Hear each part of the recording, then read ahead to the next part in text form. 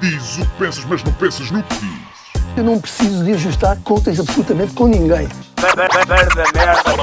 Para um país mais justo, para um país mais pobre, perdão.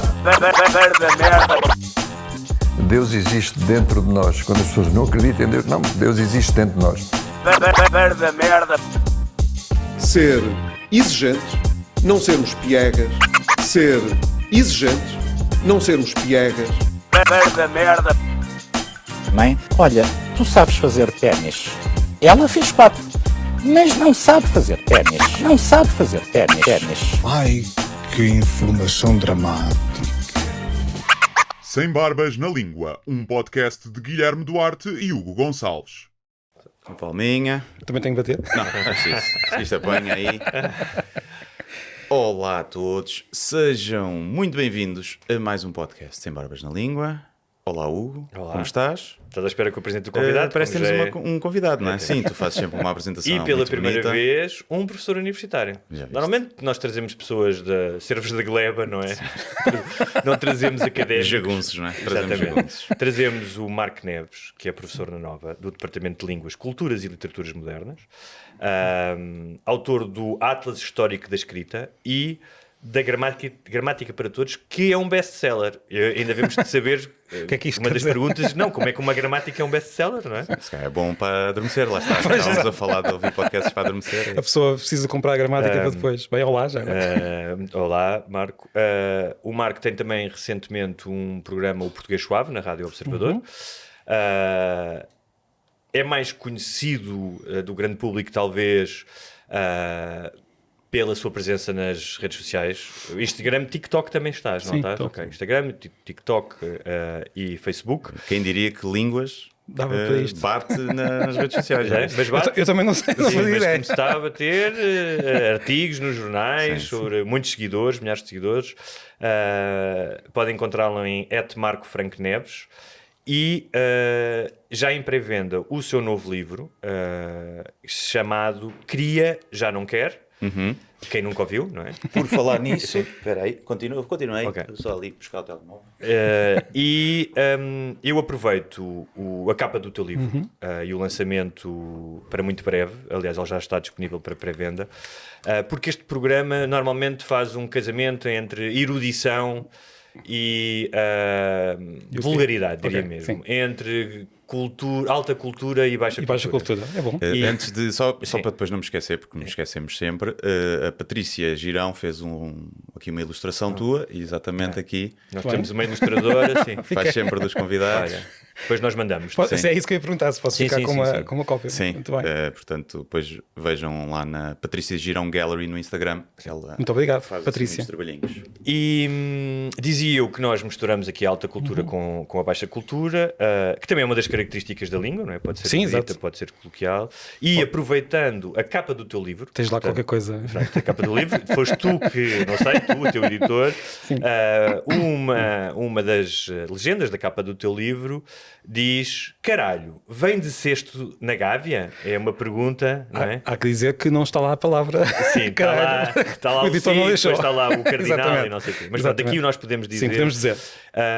que foi uma conversa que nós já tivemos aqui, não é? Sobre a origem... Sim, e eu, por acaso, foi com um vídeo teu que me foi? apareceu, a ver, que descobri que era mito, que era a Pois. cesta lá do... Mas as pessoas ficam muito irritadas quando percebem que isto é um mito, porque eu fiz esse vídeo e depois até fiz outro a responder a algumas objeções ao vídeo anterior, não sei qual é que foi o que viste, mas as pessoas ficam muito irritadas, porque é daquelas coisas que gostam muito de acreditar que aquilo era... É uma boa história para um jantar. É uma boa história e às vezes... Então, mas depois- quer explicar o que é que não é e qual é que é a suposta explicação para a origem? O problema da palavra? de dar, digamos, de dar cabo deste mito é que depois nós não temos exatamente a origem real, mas sabemos que não é aquela. Aquela não pode ser, porque a história diz que era nas navegações portuguesas, nas caravelas, havia um cesto no cimo das caravelas para onde os marinheiros eram enviados. E supostamente isso teria o nome caralho. E daí surgiu, vai para o caralho, e daí aparece o palavrão. E que era quase um castigo, não é? Era um castigo. E provavelmente eles eram mesmo enviados para lá Sim, como, sim. como castigo. Agora, muito antes de haver Portugal, Portugal e navegações portuguesas, já esta palavra existia como palavrão. Aparece em textos latinos do século X, noutras zonas aqui da Península Ibérica. Depois temos nas cantigas de amigo, e de amor e de maldizer, também lá aparece a palavra. Existe carajo no espanhol? Existe carajo no espanhol, existe caralho no catalão, existe... Todas as línguas latinas ibéricas têm a mesma com mudanças. E nós temos nas cantigas de maldizer, está lá usada várias vezes e quer sempre dizer órgão sexual masculino, que depois foi adaptado para interjeição e começamos a usar por outros motivos quaisquer, mas não. Agora, de onde é que vem esta palavra? Ela, quando aparece na escrita, já quer dizer isto. Portanto, já é um palavrão. Terá vindo de uma estaca, terá vindo... Não se sabe. Agora, não foi certamente das navegações portuguesas. Não há nenhuma ligação etimológica com alguma palavra do latim? Há alguns etimólogos que dizem que tem a ver com a palavra que queria dizer estaca, mas é tudo muito como é que eu ia dizer, como é que eu ia dizer, suspeitas, porque na verdade não... A primeira vez que a palavra aparece, já aparece com este significado. Portanto, agora, o que eu posso dizer é uma coisa que eu digo lá no livro. Nós podemos ficar tristes com a história ser falsa, mas isto diz-nos uma coisa muito curiosa. Desde o início, desde Afonso Henriques, que esta palavra existe e que os portugueses usam. Todos os portugueses nós temos tanto orgulho, estamos sempre a dizer que somos um dos países com as fronteiras mais antigas. Podemos dizer também que temos um caralho mais exatamente. antigo. Um caralho mais antigo. Não, desde o início. Ou seja, a primeira vez que Afonso Henriques, quando diz agora sou rei de Portugal, já usava esta palavra. Agora sou rei de Portugal, caralho. Exato. E ele provavelmente usou bastante para a mãe. E a adenda para o caralho mais velho. Pois isso aí já é a nossa imaginação. Mas isso aí se calhar corrobora a tese de que é um caralho muito antigo. Sim. Mas pode ajudar a tentar descobrir a origem da palavra. Exato. É assim, a verdade é que os palavrões são muito interessantes, mais interessantes do que... Eu quando faço vídeos sobre os palavrões tenho sempre duas reações. A grande maioria das pessoas ficam curiosas e podem discordar, podem não discordar, mas há sempre ali uma minoria que vai dizer, mas qual é o interesse disto? Isto agora é uma coisa que as pessoas todas têm mania de usar palavrões. Não, sempre tivemos essa mania. Pois eu acho que nós aqui já falámos isso aqui várias vezes, até no contexto de escrita, de literária e de comédia, principalmente, que é um país que ainda vê muito mal o palavrão. É verdade. Por exemplo, o Ricardo Araújo Pereira não pode usar palavrões no programa que faz na televisão, mas o John Oliver e o Jon Stewart usam isso como uma ferramenta para transmitir emoção, não é? E... Um palavrão nas notícias acho que era absolutamente impossível neste momento. Mesmo os tradutores, eu trabalhei durante muitos anos como tradutor, ainda hoje trabalho e dou aulas até a tradutores, futuros tradutores, e há regras muito precisas, ou seja, o filme em inglês, porque é quase sempre em inglês, como sabemos, pode ter não sei quantos palavrões, o tradutor vai ter que ter cuidado. Na Netflix já não é bem assim, na Netflix, agora já, mas se for para as televisões, podemos ter... Uma das coisas que me faz confusão nas traduções, desculpem à parte, é continuar-se a utilizar a palavra chui. Sim, já me perguntaram várias vezes, não faço ideia, já fui pesquisar, não sei de onde é que vem a palavra chui, só sei porque é que os tradutores gostam muito dessa palavra. A razão é simples, é muito pequenina. Eu tenho que poupar espaço. Para fazer legendas é preciso... Os tradutores também fazem legendagem, eles é que também decidem quantas palavras é que vão na... E isso é uma das razões pelas... Às vezes... Bófia é maior. Monaria. Bófia, sabes a origem da palavra bófia? Não sei. Vamos começar a perguntar. Mas no Brasil usa-se chui, não usa? Não? Não, é mesmo só nas legendas. Não, nas legendas, acho que sim. Sim, mas nas legendas, porque eu tenho ideia daqueles desenhos animados que tinham legendas assim. Mas quem faz legendas que seriam... Não, que já podia. Na altura havia a dobragem em português do Brasil, que nós ouvíamos, a versão brasileira. Tu tinhas eu acho que as pessoas, até nos nossos ouvintes, fizeram muitas perguntas. Acho que infelizmente o Marco não sabe a origem de todas as palavras. Gostava de saber que palavras é que eles... Já vamos lá. Mas o Guilherme tinha uma, que era um sinónimo de caralho, que era senaita. Não, acho que é de vagina. Eu ouvi senaita para... Não, senaita é vagina. Eu ouvi senaita para órgão sexual masculino. Tu andas a comer coisas erradas. Olha que andas enganado. Olha, mas eu aí tenho que fazer um aviso metodológico conciso, porque é assim, quando nós vamos pesquisar a origem de uma palavra, mesmo a pessoa que trabalha nisto não tem o dicionário etimológico na cabeça. Temos de pesquisar. Agora, a vantagem que nós temos nos dias de hoje é que nós, ao contrário de há uns anos, Nós, há uns anos, as pessoas tinham muitas suposições, e mesmo quem fazia os dicionários etimológicos, por vezes, não é que inventasse, mas tinha de ir pela versão mais, parece um pouco mais razoável. Hoje nós temos acesso a grandes bases de dados, tudo o que foi escrito e que sobreviveu, porque muito desapareceu, e podemos ir pesquisar e como é que eu ia dizer, e ir um pouco mais a fundo, e às vezes acabamos por destruir certas ideias que nós próprios tínhamos, pronto, mas só para avisar que não tenho o dicionário na cabeça. Mas em relação ao palavrão, é Sim. muito curioso, porque aqui ao lado a utilização do palavrão É muito em mais Espanha livre. é muito mais livre, muito mais comum, é muito menos, causa muito menos choque. Sim. Eu lembro a primeira vez que fui almoçar à casa de um galego, que os pais dele diziam imensas geneiras, e depois percebi que... Sim, que eles também há falam uma certa assim. diferença em Portugal, como nós todos dizemos, Sim, e isso é algo, não é mito, que no Norte há uma maior liberdade para podermos usar alguns palavrões, mas a Galiza então é um caso típico, usa-se caralho no dia-a-dia, entre pais e filhos, eles próprios até ficam um pouco baralhados quando percebem que nós aqui no sul de Portugal temos alguma hesitação.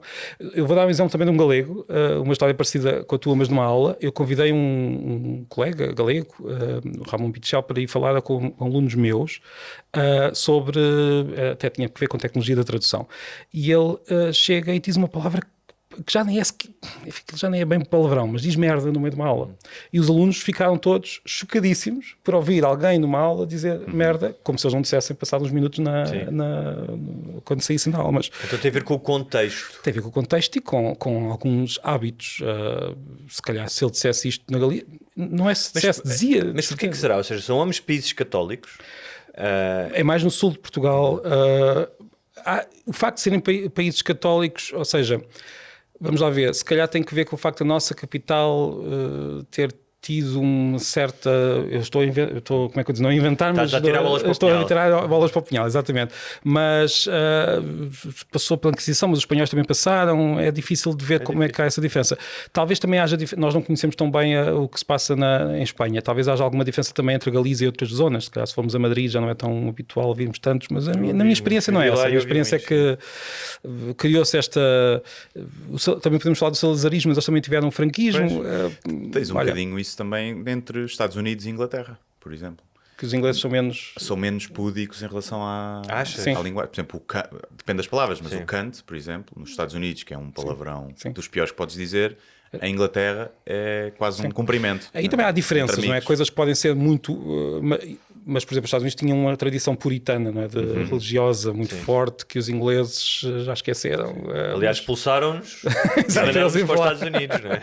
Mas fiquei com esta coisa de tentar pensar um bocadinho melhor não é que eu não tivesse pensado nisso, mas de facto Espanha e Portugal têm características muito próprias. Uma coisa em relação aos Estados Unidos, já que estamos a falar de palavrões, eles têm uma coisa que nós não temos, que são palavrões religiosos. O que é que quer dizer com isto? God damn. Exatamente. God damn é para evitar dizer, por exemplo, God damn não, isso é um mau exemplo, mas do meu lado, quando eles dizem my gosh, o que é que eles estão a fazer com my gosh? Eles estão a evitar dizer my God. Nós nunca faríamos essa substituição. É o carago. É o carago, É é o o caraças, carago, é as sim. bolas, Fosga-se. fogo, tudo, ou seja, é a primeira sílaba, nós começamos Mas a dizer... os espanhóis têm imensas palavrões hereges. Me cago em la hostia, Sim. me cago em la virgen. Nós não, mas aí Sim. mais uma diferença entre Espanha e Portugal. Nós não temos, quer dizer, nós podemos dizer que, ai meu Deus, não invoques o nome de Deus em vão, mas era preciso ser uma pessoa muito... não há assim nada. uma expressão ou palavra para mais assim conhecido que seja Referência. heresia. Há uma expressão, quer dizer, muitas expressões são estranhas, que é o caralhos me fodam. Sim. mas isso mas isso não é religioso. Não, mas estou a dizer que, ou seja, muitas vezes o caralho é tido como vai para o caralho, como uma coisa má, não é? Sim. Mas aqui não, aqui parece que há um desejo, caralhos me fodam. E também depende dos gostos e da... Claro, como diziam umas amigas minhas, sempre que nós dizíamos isso, e elas, onde? Sim. A questão do vai para o caralho, que tem depois deu origem àquele tal mito. Nós usamos muito vai para qualquer palavrão. Nem queremos saber o que é que o palavrão quer dizer. Portanto, vai para a puta que pariu, vai para qualquer coisa, ou seja, qualquer palavrão. O puta que pariu é bom também, não é? Como? Não, vai para a puta que te pariu é muito bom. Também é. É mais forte do que vai para o caralho. E é um bocadinho mais espanhol, porque Pois os é. espanhóis de facto têm muitas expressões que nós até pensamos. Eu fico às vezes a pensar, onde é que eles foram buscar isto? São muito criativos. São muito mesmo. criativos nos palavrões. E é uma Nós expressão menos. muito patriarcal. Qual? O vai para a puta que pariu. Isso é. Não é? Porque o que é que em relação ao. O teu pai é cornudo, não é? Havia também essa, mas era menos usada. Se os palavrões, tal como o resto da língua, refletem a cidade. Mas o cornudo, nós já falámos aqui disso, o cornudo deixou de ser um insulto nos últimos anos, mas eu lembro-me quando era pequeno, até no trânsito lembro-me de ver isso, que as pessoas faziam o sinal dos corninhos, não é? E eu lembro de ler alguma coisa que isso vinha de uma tradição romana. De quê? Dos cornos, acho que se metia um corno, se calhar estou aqui a inventar, mas um corno nas casas. Mas a ideia de tu seres um marido ou um namorado a quem a tua mulher te enganava era muito mau. Era muito mau e hoje isso perdeu um bocado essa. Perdeu. Que por acaso contaram uma história este fim de semana. O pai de uma amiga minha contou a história. Pelo menos que foi. Tínhamos aqui uma revelação. Foi um bar, entrou um bar de metal, foi com o filho, de rock, ou era um concerto, e houve um gajo, isto acho que já há uns anos, houve um gajo que lhe fez assim, o símbolo de heavy metal dos cornos, e ele não sabia, pensava que lhe dava a chamar cornudo e foi para cima dele para lhe dar porrada, e tiveram que agarrar e dizer tipo, mas esse homem também tem problemas. Mas é o que eu estava a dizer, desapareceu, não, está mais fraco, mais ou menos, depende da zona da sociedade onde nós nos movimentamos. Há pessoas, eu não diria região, não é para uma questão regional, mas mais social. Há muitos homens que ficariam muito... Pois, se calhar sou eu que pertence a este universo urbanita provavelmente. E no Twitter é muito usado o insulto corno. Passou a ser, há poucos anos. Quando queres ofender alguém, corno. O Twitter também lá está, é um meio social muito particular. Mas olha, voltando aos palavrões, tu recentemente fizeste um vídeo em que fizeste uma pequena pesquisa com os teus seguidores sobre os palavrões mais usados e quais é que eram, lembras-te?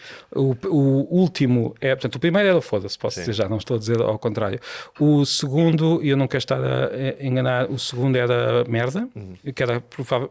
Eu achava que esse iria ganhar, para dizer a verdade. Eu por acaso achava, quando tu começaste, eu achava que era o foda-se. Pois, mas eu pensava mais que ia ser o merda. Deste opções? Não dei, as pessoas responderam. Pode haver muita gente que já não considera o merda como palavrão. É isso, e muitas pessoas responderam, mas merda não é palavrão, nem porra, porque porra está em terceiro e caralho em quarto. O que é estranho, porque de facto, depois as pessoas disseram, fizeste assim inquérito em Lisboa. Mas não, foi geral, foi para o país todo. Se calhar se eu depois tivesse feito a coisa com a especificação da região, víamos que no norte era diferente. Mas há essa questão, uma coisa que pode ser palavrão para uma família, não é para outra. Porquê é que eu digo família? Porque muitas vezes os palavrões são-nos aqui inculcados pela família. Porque como é que surge um palavrão? Não é porque de repente nós usamos uma palavra e ela é um palavrão. As palavras são iguais às outras. É mesmo precisamente por nos terem dito não podes dizer essa palavra. Ou a forma como nós reagimos aos palavrões dos nossos filhos, porque há sempre aquela idade em que nós testamos os pais, não é? Começamos a dizer palavrões em casa para ver o que é que acontece. Os meus filhos já fizeram isso várias vezes. E é claro, os pais reagem de maneira diferente dependendo da palavra, e é isso que vai criar a força àquela palavra, que vai começar a pô-la numa zona do cérebro que é bastante primitiva, se quisermos, o que também é curioso, porque é uma palavra cultural, como todas as outras, mas de repente fica guardada numa certa zona do cérebro, de tal maneira que nós, quando damos com o pontapé numa porta, nós dizemos aquela palavra quase como grito. E supostamente ajuda no aliviador. É analgésico, sim. Isso já foi estudado e pelos vistos parece que é mesmo analgésico. É desculpa que eu dou lá em casa, agora que tenho um filho de 3 anos, é analgésico. Mas só para completar, dizer que de facto, por exemplo, na minha família eu lembro-me que porra não era ainda muito bem visto, mas na família da minha mulher ela até achava estranho achar que a palavra poderia ser vista como um palavrão, portanto depende mesmo da família. Sim.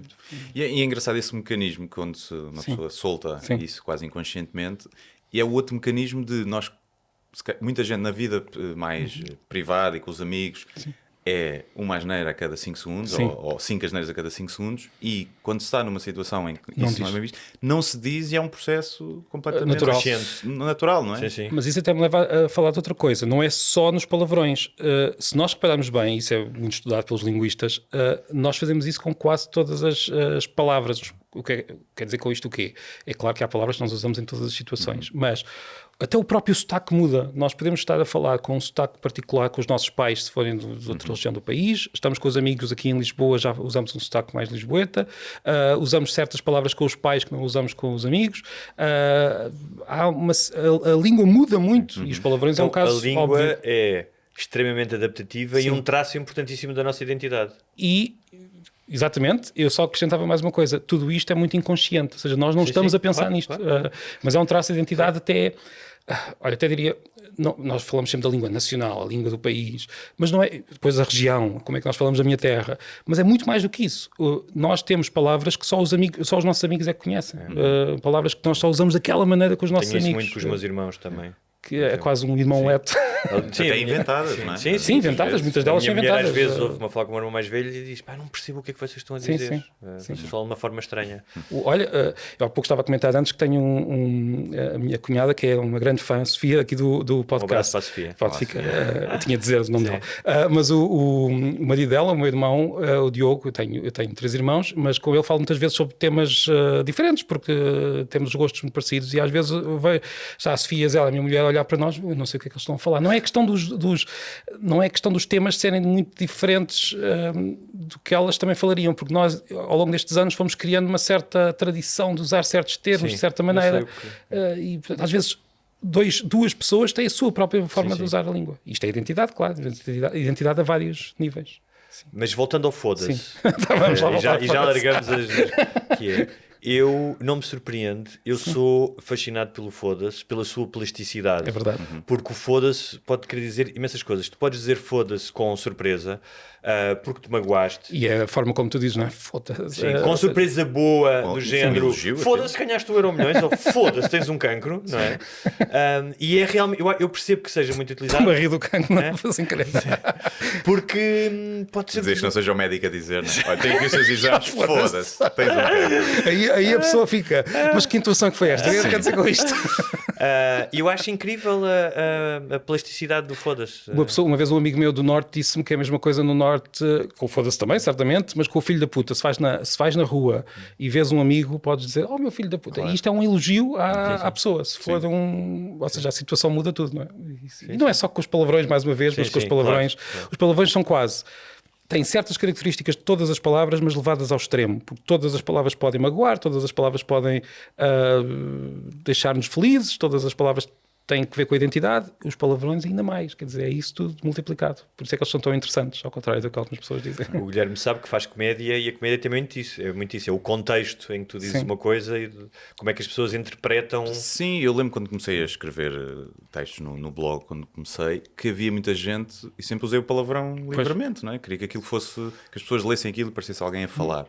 E como eu falo, assim, obviamente caricaturado, não é? Mas havia muitas pessoas que diziam isso e nunca me fez sentido, porque se eu estou a contar uma história em que me aconteceu algo em que eu fiquei não vais chateado, deixar de dizer os palavrões, não é? Sim, e ficar chateado, quer dizer, se o gajo meteu-se à frente do trânsito e eu pensei... Rasparta. Não é? Ai que catife. E às vezes nem é tira realismo à história. Se eu disser um taxista abriu a janela e disse que eu era um pateta, ninguém acredita, não é? O taxista usou a palavra pateta. Que gatuno! Sim. Seu malandro. Sim, mas há pessoas que acusam alguns humoristas de usar o palavrão de forma mas eu acho gratuita. Acho que em alguns casos isso existe. Acho que existe. Pode haver. Concordas? Eu acho que se a punchline for a asneira, sim. Eu acho que aí, então se calhar tens que pensar como é que podes fazer aquela piada sem a punchline ser essa, e aí pode ser uma ferramenta, tipo uma muleta. Pois. Mas se eu estou a contar uma história, lá está. E faz parte eu cheguei lá e fiquei mesmo fodido. Mas o que queres dizer com muleta é a pessoa usar o palavrão só para que... O palavrão por si só já faz só para criar em alguns contextos. Porque não tem outra maneira de fazer isso. Se eu posso dizer, eu cheguei lá e o gajo fez-me aquilo e eu, cara. Tipo, isto vai sacar risos. Pois.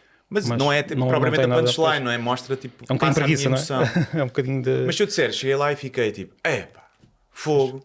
Pois. Perde a carga que eu quero dar àquilo. Não é? Pois, estou a perceber, sim. Mas o palavrão mas percebo que sim, o palavrão na altura de... Principalmente o Levanta-te e Ri, que foi uma coisa inédita, os primeiros palavrões assim na televisão, livremente, que se calhar há uma parte do público que se estava à espera. Pela asneira. Há outros que pois é isso que eu quero dizer.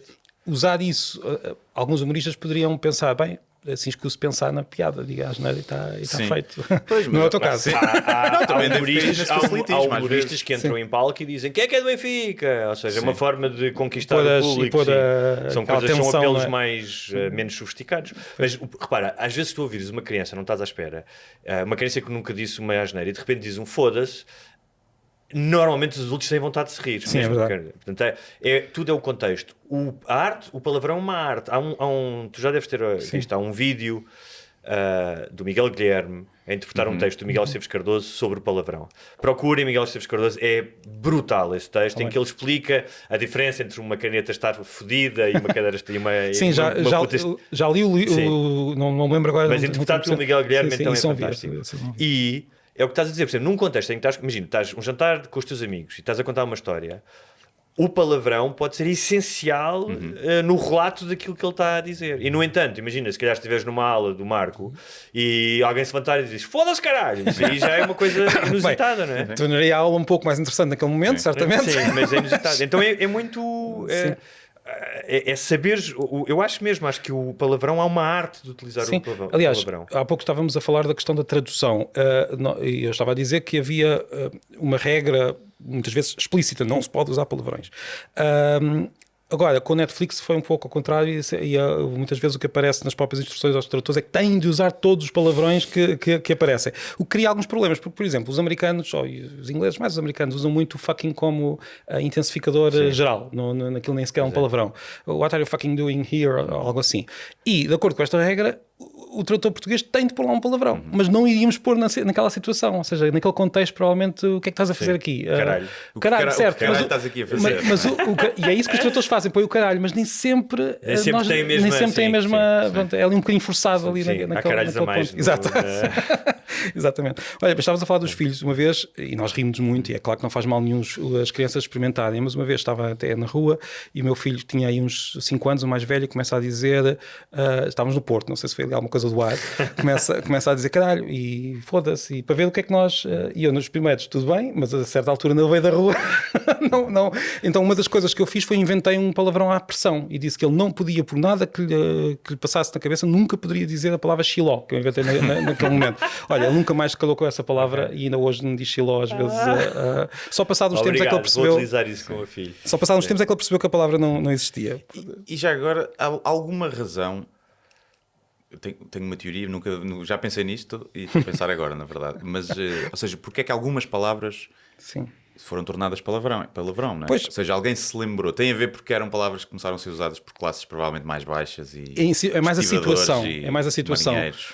Ou seja, é difícil saber exatamente porque isto é um processo e nós não estávamos lá está, por exemplo, também não sabemos, mas normalmente são palavras usadas sobre... Falámos da religião, em Portugal isso não... Ou seja, porquê que a religião é uma fonte de palavrões noutras línguas? Porque havia aquele mandamento, não digas o nome de Deus em vão. E se alguém queria irritar outra pessoa, ia dizer o nome de Deus em vão. No caso dos outros palavrões que nós temos é fluidos corporais, é insultos. Os insultos são... Mas a palavra científica não é? Não, a palavra científica não. O que acontece é precisamente a situação em que nós começamos a dizer aquela palavra. Portanto, numa situação em que queremos ofender, ou estamos mesmo no ato sexual, ou há qualquer coisa que torna a própria palavra, é o contexto é que vai criar. Agora, o processo de cada um dos palavrões é impossível reproduzir. Mas é engraçado porque quem inventou a palavra caralho e mandou alguém para o caralho pela primeira vez, a pessoa ficou... É assim, eu tenho... O que é isto? E ele teve que explicar, não, caralho, é uma palavra que eu inventei. Mas é curioso porque nós quando inventamos palavras, nós inventamos mais palavras do que pensamos, ou pelo menos mudamos ligeiramente o sentido da palavra muito gradualmente, é sempre de forma, a não ser que a pessoa conscientemente diga, eu agora vou inventar xiló, uma palavra inventada, pronto, e percebe-se perfeitamente que a palavra não existia. Provavelmente foi tudo muito gradual, começa por, eu imagino que caralho, deve ter começado por uma palavra que queria dizer de facto pau, mas era qualquer coisa, isto é a minha teoria, não temos provas. Portanto, alguém num ato sexual disse, olha, vem cá ver o meu membro usando aquela palavra. E gradualmente aquilo começou a ser usado nesse sentido. Portanto, não deve ter sido um momento em que alguém inventou a palavra. Portanto, não deve ter havido aquele dia... Não há um ato consciente e intencional de invenção da palavra. Não. Alguém faz uma metáfora, tipo, está a contar aos amigos e não sei o quê, e ela agarrou-me na estaca, não é? Exatamente, na estaca ou e no os outros acham carax, estaca, no que for, e a partir daí começa a ganhar... entre os amigos começa a ganhar aquela força, como nós vimos há pouco, e depois, quando alguns, e é que é a questão social, como alguns amigos têm mais prestígio, ou são mais engraçados e todos os conhecem, ou são muito bem vistos num determinado meio social, o uso deles começa a espalhar-se, não é? E então, isto não é só para os palavrões, mais uma vez. Isto é tramado porque a questão das expressões nós nunca mais saímos daqui. O Guilherme agora utiliza uma que é o já agora. Pois, queria falar disso. Mas é só terminar os palavrões. E ainda há a questão de que há palavras que são palavrão num contexto, noutra nação. O pau. Exatamente, sim. O grelo, não é? Tu podes ir ao Pingo Doce e pedir arroz de grelos. Mas exato. Hoje o grelo já é difícil, porque há palavras que depois acabam por ficar tão... Mas é perfeitamente verdade o que estás a dizer. O contexto, mais uma vez, é tudo. Então, olha, agarrar ali aquele pau, a pessoa, está bem, está ali o pau. Agora, o grelo já começa a ser difícil, porque a pessoa é como aquela joia, o broche. É como o nabo também. O nabo também. Há palavras que depois o palavrão começa a ser tão visível que é difícil. Já ninguém vai a uma joalharia e pede um broche. É verdade. Quer dizer, pode pedir, mas há sempre um sorrisinho. Sim, é como uma vez eu estava no Pingo Doce e a rapariga estava ao meu lado e com aquelas comidas já feitas e pediu ao senhor arroz de grelos. Um bocadinho ali de arroz de grelos. E o gajo olha para mim e faz assim um sorrisinho. E eu, Mas é curioso que o pau não tem essa, não acontece isso. Até nós podemos dizer, olha, 500 paus. Tudo bem, não tinha. Sim, há coisas assim mais. Sim, o broche é logo. Sim, essa já... A palavra cona, que vem do aí vem do latim cunus, não é? E que queria dizer mulher em geral e que era usada por poetas, não muitos, para dizer verdade. Portanto, o que quer dizer que provavelmente já era uma palavra muito popular, mas que de vez em quando era recuperada pelos poetas. Essa vem de um... E outra curiosidade, que em Portugal escolhemos o caralho, o órgão sexual masculino, para a interjeição mais comum, enquanto em Espanha é o conho, que é o contrário. Seria como se nós disséssemos cona cá. Sim, exatamente. E é curioso que lá quando é masculino, mas pronto, isso sim, exatamente, é conho, exatamente. Isso não tem. Mas, por exemplo, o já agora. Que é uma querem falar de já agora? É assim, eu não chamo de redundância, porque o que é que se passa com o já agora? Está no livro, é uma das, é um dos mitos. Porquê? Porque parece redundância, porque tem duas palavras que querem dizer a mesma coisa, mas a verdade é que a expressão que foi usada como redundância por Camões, por exemplo, por causa do livro tive de ver essas, ou seja, Camões a certa altura usava já agora para querer dizer agora, neste momento, mas nós não usamos por esse sentido. Portanto, no fundo aquilo é uma expressão idiomática que tem um sentido separado das palavras. Nós queremos dizer uma vez que estás a falar disso, deixa-me... Sim, a propósito. Já que estamos aqui todos, vamos falar. Às vezes isso, a propósito, já agora. Às vezes usa-se tudo, não. A propósito, já agora. Sim, mas aí sim é uma redundância, mas pode ser uma redundância com alguma intenção. No Brasil usa-se já agora? Boa pergunta, mas eu penso que nunca ouvi, mas lá está, nós às vezes achamos que não e depois vamos ver. Há outra coisa que é o sempre vais. E aí eles não usam, faz-nos uma grande confusão. É? Eles também acham estranhíssimo coisas como, porque eu já fiz alguns vídeos em que tinha pessoas a reclamar no Brasil, a reclamar na boa, não? Que, por exemplo, nós dizemos, olha, gostava de ir ali. Gostava de ir à França. Exatamente, pretérito imperfeito. E eles acham muito estranho, mas também já lhes disse que eles só acham estranho com este verbo, porque eles também dizem que queriam um café, eles também dizem que queria. O gostava é que eles não. Mas isso aconteceu-me. Eu estava a falar com uma brasileira uma vez, fora de Portugal, e disse que eu gostava muito de viver no Brasil. E ela perguntou: quando é que você morou lá? Eu disse, não, gostava de pensar, gostaria. Mas eles utilizam mais um condicional. Usam condicional, gostaria, mas por exemplo no verbo querer já dizem queria, já não dizem quereria. Eles também lhes fazem um pouco de confusão. Por exemplo, nós dizemos mais pequeno. Para eles é um grande erro. Muitos professores de português no Brasil dizem não se pode dizer mais pequeno, é menor. Como nós não dizemos mais grande. Exato, nós não dizemos. E quando eu explico que em Portugal ninguém acha o mais pequeno um erro, eles dizem, então e o mais grande? Esse por acaso já achamos. Há uma certa incoerência da nossa parte, mas assim. Olha, eu queria aproveitar isso para te fazer uma pergunta, que é, há uma tendência geral de as pessoas serem muito puritanas com o uso da língua, do erro. Mas o erro faz parte da língua, ou seja, as corruptelas muitas vezes tornam-se são a língua, a norma. São a língua. Pelo menos muito... o que me parece do que ouvi dos teus vídeos é que tu não és uma espécie de um fascista.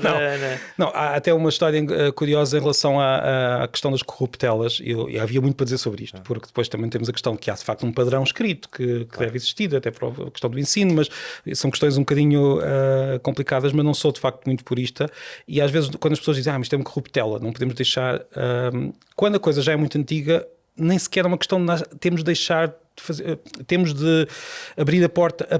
toda a língua é isto. Ou seja, há documentos do século, ou seja, ali já depois do Império Romano ter terminado, há um documento muito famoso de uma lista de erros comuns que as pessoas diziam no dia-a-dia.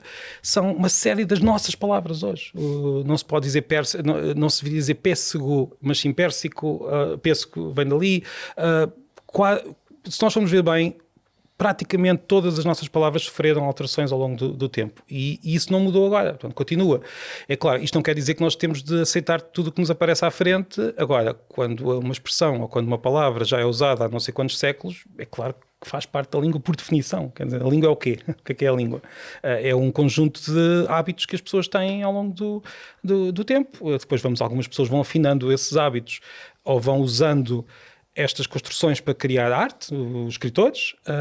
No dia-a-dia vamos simplesmente usando esses hábitos, às vezes sem pensar muito neles, e aquilo que eu gosto de fazer nesses vídeos que estávamos a fazer é pôr as pessoas a olhar para a sua própria língua como se estivessem a vê-la de fora, ou seja, como se estivessem a aprendê-la pela primeira vez, não porque eu queira que eles corrijam, e às vezes é preciso, mas isso é outra questão, mas precisamente pelo interesse que a língua pode ter para lá desta... porque as pessoas... Porquê é que falamos tanto dos erros? Porque as pessoas têm muita insegurança, porque a língua, se nós andássemos 200 anos para trás, o que é que nós encontrávamos? Uma sociedade em que algumas pessoas sabiam escrever, não é? Poucas, tinham provavelmente uma língua muito uniforme entre elas, eram quase todos amigos, tinham aqueles, e depois o resto da população a quem ninguém ligava. Hoje todos nós contactamos muito mais uns com os outros e é daí que vem muito essa insegurança. Será que eu estou a falar bem? Será que estou a falar como devia neste sítio? Será que estou a usar bem a etiqueta da língua? E eu acho isso pode ter a sua importância, mas eu acho mais engraçado, ou melhor, aquilo que eu gostava de fazer é mais pôr as pessoas com alguma curiosidade sobre aquilo que estão a usar todos os dias. E antes não contactávamos tanto com o erro escrito, por exemplo, não é? Não. Eu não sabia... Antes das SMS, Sim. não é? Sim. Não sabia que tinha amigos que escreviam o verbo H sem H. Exatamente, essa é outra questão. Que diziam há muito tempo sem H. Basta e pensar... agora sei, e é uma desilusão. Mas sempre foi assim, lá está. As pessoas escreviam assim. Só nas cartas é que eu sabia, não é? Uma das surpresas, se a pessoa for investigar jornais, e não é só os amigos, há aqui duas coisas muito curiosas.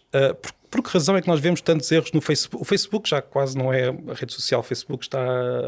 Ou seja, não podemos falar sobre as redes sociais. Depende das idades. O Facebook é para mais velhos, depois temos o Instagram aqui no meia-idade, depois temos o TikTok dos mais novos. Pronto, eu acho que o Facebook é onde há mais erros ortográficos. É, mas... Por que razão? Tem lá muita gente também que não teve a Exatamente. Por que razão é que há pessoas que se calhar durante toda a vida nunca escreveram, até de repente terem o Facebook para escrever para os amigos. E isso é uma das razões. Também podemos dizer, as pessoas no Facebook estão mais descuidadas. Não estão a escrever uma carta, não estão a escrever um formulário, estão mais descuidadas. Também não veem às vezes que estão a escrever para o público. Pensa que estão a escrever só para os amigos, não é? Há todos esses fatores, mas acima de tudo nós encontramos muitas pessoas que nunca escreveram e que de repente estão a escrever pela primeira vez. Portanto, não é, eu aí não acho, eu sei que muitas pessoas não concordam comigo, mas eu não considero que seja um problema muito recente. Sempre tivemos dificuldade a escrever, porque a maior parte das pessoas não escrevia e agora sim estão a precisar de escrever no dia-a-dia.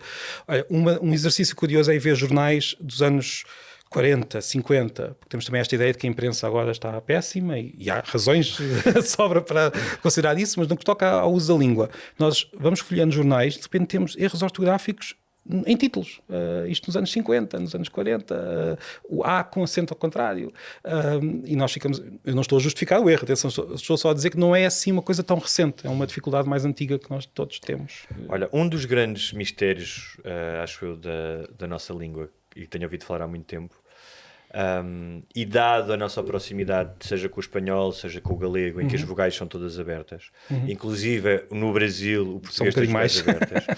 E eu ouvi uma explicação que tenho a certeza que é mentira, mas achei muito engraçada, que era que durante as ocupações napoleónicas as pessoas começaram a falar de uma forma mais fechada para os franceses. Os brasileiros acham muito isso. Sim, como se fosse possível mudar a sonoridade de uma língua de uma forma intencional.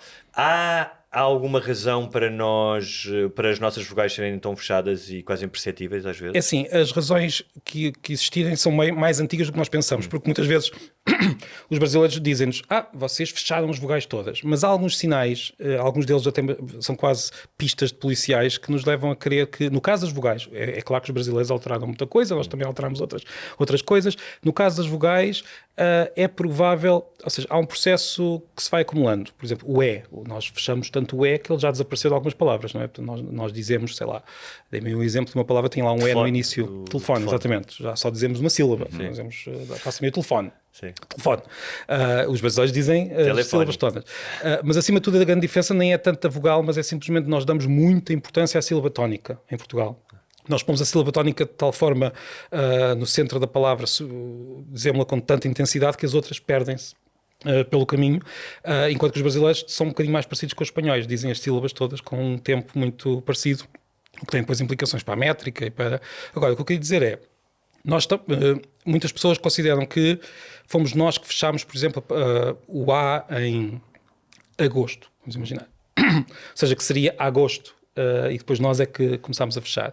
Mas provavelmente não, porque nós temos, isto é quase um policial para conseguirmos perceber o que é que aconteceu aqui. Nós temos palavras em que nós não fazemos isso. Por exemplo, padeiro. Nós não dizemos padeiro, dizemos padeiro. Camões. Nós não dizemos Camões, dizemos Camões. Não é? Porquê? Quais é que são? Aveiro. Aveiro, nós não dizemos Aveiro, dizemos Aveiro. Essas palavras, isto é um bocadinho técnico, eu sei, mas acho que é interessante, estas palavras tinham duas vogais no latim, que se juntaram no português já há muito tempo, já antes do Brasil ser descoberto. E o único sinal que nós temos hoje que as duas vogais existiam lá é o facto de ser uma vogal mais aberta. E para haver esta distinção, quer dizer que já tinha de haver uma distinção entre a vogal fechada e a vogal aberta nessa altura, o que nos leva a concluir, e não fui eu que cheguei a esta conclusão, que o português de Portugal sempre teve estas diferenças entre vogais abertas e vogais fechadas. Pronto, é o que eu posso dizer. Agora querem dizer algum palavrão? Portanto, chupem brasileiros. Não, nós mudámos algumas coisas, eles mudaram outras. Mas a grande razão pela qual o português do Brasil é diferente... não sei se querem falar disso agora. É um dos temas, sim. Podemos começar? Podemos. É assim, é porque a história da língua portuguesa no Brasil é muito mais complicada do que nós pensamos. Qual é que é a história que a maior parte das pessoas conta aqui no dia a dia? Como é que o português vai para o Brasil? Os portugueses vão para o Brasil e levam o português e pronto, e ficaram lá. A verdade é que quando os portugueses vão para o Brasil, durante várias gerações, o português não foi muito usado. Os próprios portugueses aprenderam uma língua nativa modificada, que eles chamavam língua geral, língua brasílica. Chegou a haver gramáticas de língua brasílica, que é uma língua baseada no tupi, no tupi da família tupi-guarani. Os portugueses usavam esta língua. As línguas dos escravos também, imagino eu. Esses também, os escravos que foram transportados... contra, obviamente, a sua vontade para o Brasil, também influenciaram muito esta língua, mas só para dizer que os próprios portugueses, durante algumas gerações, não usavam o português. O português só começou a espalhar-se já depois do Marquês de Pombal ter começado a impor a língua portuguesa, começou a ganhar algum prestígio. E o que é que acontece quando uma população aprende uma língua como língua estrangeira? Vai mudar-lhe o sotaque, não é? Ou seja, no fundo, tem a ver com o que veio da África, tem a ver com esta influência das línguas que já estavam lá, e isso é que explica tantas diferenças no português do Brasil. E os escravos, sim. Porquê é que os portugueses são tão... não sei se é protecionistas, conservadores em relação ao português que se fala no Brasil. Eu morei lá e sentia muitas vezes que alguns portugueses diziam eles não sabem falar português, não entendendo que há várias maneiras de falar português. Sim. Ou seja, acreditando que há uma norma, que há uma norma da metrópole e que tem que ser respeitada. De onde é que vem, inclusive, eu dou-te um exemplo, que é cá na academia, tem havido muitas polémicas, porque há muitos professores que não deixam os alunos escrever no português do Brasil. O que é que tu achas disso? E porque é que vês... Será um medo existencial de achar que nós somos os donos da língua e que ela vai desaparecer? Eu tenho aqui uma teoria, aí mais uma vez em comparação com os espanhóis, estávamos há pouco a falar. A situação linguística do Brasil é complicada porque eles no fundo têm, precisamente por causa desta história que eu estava a dizer, eles têm... isto vai ser um bocadinho simplificado, mas tem duas línguas, no fundo. Tem o português da rua, que tem origem toda esta história que eu estava a dizer, e depois tem um português padrão, que não é assim tão diferente do nosso. Quer dizer, quando nós vamos, em certas áreas pelo menos, quando eu vou ler um artigo académico brasileiro, até num jornal diário, não é? Sim. Até no jornal diário é um português mais... Sim, mais padronizado, mais parecido com... Então, nas novelas, por exemplo. Nas novelas depende da situação, mas então o que estás a dizer é que a diferença entre o português de rua no Brasil e o português formal é maior do que cá em Portugal. Eu diria, há sempre uma pirâmide na língua. Temos a pirâmide não quer dizer que as formas populares sejam baixas, não é isso que eu quero dizer, mas são mais largas, são mais diversas, não é? E depois temos o padrão cá em cima um bocadinho mais, digamos, padronizado, uniforme, e há países onde a diferença entre o cimo da pirâmide e a parte, mais uma vez, de baixo, mas sem qualquer implicação, é muito grande. Em Portugal também existe, nós todos sabemos, quer dizer, nós não falamos, como já hoje dissemos aqui, nós não falamos da mesma maneira na rua como falamos no Parlamento ou como falamos numa aula, mas é muito mais próxima do que no Brasil. No Brasil, muitas pessoas podem dizer, por exemplo, e eu sei que a maior parte das pessoas vão considerar isto um erro gravíssimo, mas é sistematicamente usado assim há muitos séculos. Vão fazer a concordância ou seja, vão pôr o plural apenas no artigo. Os nome, os filho. E isto é algo sistemático. Isso aí, a concordância é completamente diferente. Isto aí é algo sistemático, portanto, não é uma questão da pessoa não saber usar aquilo. Sabe usar, tanto que muitas pessoas até sabem usar os dois registros. Podem chegar a um sítio e dizem os meus filhos, e se calhar estão em casa dizem os meu filho, os filho. O que quer dizer que não é uma questão de, pode não ser uma questão de ignorância, pode ser simplesmente uma questão de variação.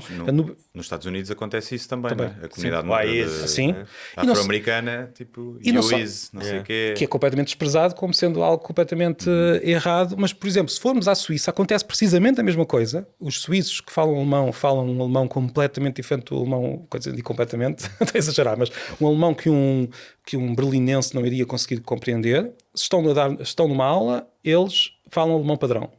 O mesmo professor sai da aula, vai falar com os alunos no corredor, fala o alemão suíço, que é uma língua tão separada do alemão como o português é do italiano. Quer dizer, são línguas bastante separadas. Voltando à diferença, não te esqueças, até por causa de um certo preconceito, ou um protecionismo, ou esse medo existencial. Sim, que essa é a grande questão. Que eu percebo que existe a diferença, e se calhar se tu fores um português, for para uma comunidade no interior do estado do Paraná, e essa língua de rua será mais difícil de entender. No entanto, se os dois se aproximarem do padrão, entendem. Sim, entendem-se mas eu perfeitamente. estava a falar isso com os brasileiros, estava a dizer, mas o mesmo acontece se tu pegares num brasileiro do Norte e de um brasileiro do Sul e os colocares ambos a falarem com as gírias locais, será tão distante como se eles falassem com alguém que vive aqui em Portugal. Mas a questão é precisamente o que estavas a dizer. Apesar de toda esta descrição que eu estava a fazer, que é uma descrição apenas por, como é que eu ia dizer, porque eu acho interessante até a verdade é que os brasileiros aprendem o português padrão na escola, conhecem, melhor ou pior conhecem, e eu não encontro grandes dificuldades em comunicar com brasileiros desde que haja vontade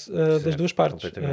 É simplesmente uma questão de nos aproximarmos. Aliás, eu não encontro dificuldades com galegos desde que haja vontade de nos aproximarmos, até com os espanhóis não galegos, embora aí a situação seja... Não há muita vontade, mas aí é uma questão um bocadinho diferente.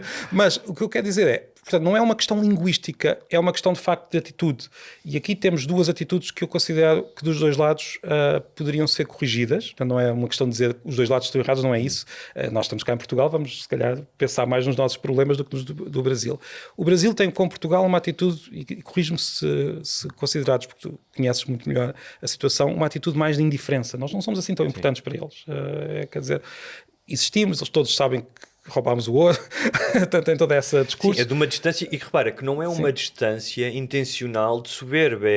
Nós somos um país continental, não precisamos influência, às vezes os portugueses esquecem-se isso, eles não têm apenas uma influência portuguesa, têm italiana, têm libanesa, têm holandesa. Tem todos os países que falam espanhol à volta. Então é como um pouco os americanos, também às vezes estão um bocado distantes da Europa porque são um país continental. Sim, então essa indiferença é uma indiferença que não vem do mal. Não é do mal, exatamente. Sim, eu também não acho que... Com certeza que cada brasileiro é diferente, mas eu também não vejo... É um pouco que eu comparo às vezes com a nossa indiferença com os galegos. Já falámos dos galegos aqui. Mas, deixa-me só dizer isto que é, pelo contrário, eu várias vezes no Brasil fui acarinhado e fui bem recebido por ser português. Pois, sim. Nunca do género, epá, lá vem o português, antes pelo contrário. Sim, às vezes o discurso que nós vemos na internet é um pouco falso, porque é um discurso falsamente, como é que eu ia dizer, conflituoso. Mas como eu prática... imagino também que nem todos os portugueses são intolerantes em relação aos brasileiros que estão cá. E nem se fores à internet é isso que parece. Exatamente. Portanto, a internet dá-nos uma visão muito negativa. Mas só para dizer isto, portanto, os brasileiros têm connosco uma visão que eu acho que é comparável com aquela que nós temos com os galegos, ou seja, nós sabemos que a Galiza está lá. Mas quem é que liga a Galiza em Portugal? Não é um tema, quer dizer, nós achamos, quer dizer, Galiza é uma região. Às vezes vamos a Vigo. Vamos a Vigo comprar. Uma vez vi um canadiano perguntar ao Jon Stewart, que eu acho que resume a resposta, que perguntou ao Jon Stewart: o que é que os americanos pensam do Canadá? Ele disse: não pensam. Exatamente, é precisamente a mesma coisa. E os galegos sentem-se um pouco mal com isto, tal como nós também às vezes sentimos um pouco mal com essa indiferença brasileira. Porque os galegos pensam muito em Portugal, mal ou bem. Alguns odeiam, outros amam profundamente, mas têm uma relação forte com Portugal. Agora, e nós também temos uma relação forte com o Brasil, se pensarmos bem. Muito mais, não sei se concordam, mas nós temos uma relação com o Brasil muito mais forte do que os brasileiros têm connosco. Muito mais. Nós ou odiamos o Brasil, algumas pessoas odeiam profundamente, ou amamos o Brasil, ou a música brasileira é a música que nós todos ouvimos. Mesmo quem não gosta, consome. Sim, consome. Muita coisa. Ou tem opinião sobre o Brasil. Eu digo, não gosto nada do Brasil, ou aquilo é isto. É algo que é mas não acho que existe também um sentido de posse da língua que Nossa, sim, existe. Ou seja, seria um bocado como um falante do latim dizer: estes portugueses estão a desvirtuar a minha língua. Não é? Mas, por exemplo, eu há uns tempos estava a falar com um jornalista que vive em Madrid, que não é americano, e ele conhece bem as duas realidades. Eu estou a dizer apenas isto porque ele está um pouco mais neutro nesta... E ele estava a dizer que sente, de facto, uma diferença grande entre Portugal e Espanha neste aspecto. Porque ele acha que os espanhóis, apesar de também serem tão arrogantes como nós, ou muito mais em certos aspectos, ou terem também uma sentido de posse da língua, não se importam tanto com o espanhol sul-americano como nós nos importamos com o português do Brasil. E a minha teoria, que eu lhe disse, e é a minha teoria, é que tem tudo que ver com o tamanho do Brasil. Ou seja, se nós tivéssemos, em vez de um Brasil, tivéssemos não sei quantos países na América do Sul, nós não tínhamos tanto medo. Porque o grande medo é o tamanho. Sim. O Brasil é maior que todos os outros países de língua portuguesa, juntos, a multiplicar por não sei quantos, não é? Sim, não se vê propriamente, por exemplo, esse problema em relação a países africanos que falam língua portuguesa e que deturpam também, até com dialetos. Sim, exatamente. E nós é tipo, eles não nos vão superar, não é? Mas o Brasil, de repente, tem o tamanho de um continente e nós pensamos, imaginamos os brasileiros a congeminar. Não, nós é que mandamos na língua porque somos mais. Quando os brasileiros querem a língua deles, estão lá eles na academia, vamos destruir a língua deles. Mas quando eles não querem saber. Quanto tempo até a língua portuguesa se chama a língua brasileira? Porque eu acho que eventualmente... serão duas coisas. Se isso acontecer, o Fernando Venâncio. O Fernando Venâncio diz que é uma questão de décadas. Sim. Eu conheço bem, sou. Ou seja, vai haver a língua brasileira e a língua portuguesa, que serão muito parecidas, mas cada uma terá a sua, ou nós... Mas isso não depende muito mais de interesses políticos do que linguísticos? Depende de dinâmicas internas do Brasil. Ou seja, no Brasil há uma grande luta linguística entre uma certa visão mais... o Sérgio Rodrigues, estávamos a falar há pouco, tem uma visão um pouco mais aberta a essa língua brasileira. Aliás, tem um livro que é Viva a Língua Brasileira, que é meio a brincar. Ele uma vez estava a falar com ele e, bem, cá em Portugal as pessoas podem levar... estávamos a falar disso. Ele disse, mas isto é quase uma... Como é que eu ia dizer? É uma provocação. É obviamente uma provocação para que os brasileiros tenham mais gosto pela sua própria língua. É uma das lutas dele. Exatamente. E este é um lado da contenda. Há um outro lado na contenda no Brasil que quer que a coisa se resolva, porque há um problema linguístico no Brasil desta diferença que tem depois implicações educacionais. Há outro lado que, portanto, o lado do Sérgio Rodrigues quer que o padrão da língua se aproxime das pessoas, que seja mais brasileiro. E o outro lado da contenda quer que o padrão continue a ser como é, portanto, muito próximo do nosso, mas que haja um esforço muito grande em espalhá-lo pela população, para que a população fale mais parecido com o que é o padrão. E isto é uma guerra que nós não temos, não é um problema nosso, e que é daí que pode vir ou não virmos a chamar português brasileiro ao português do Brasil.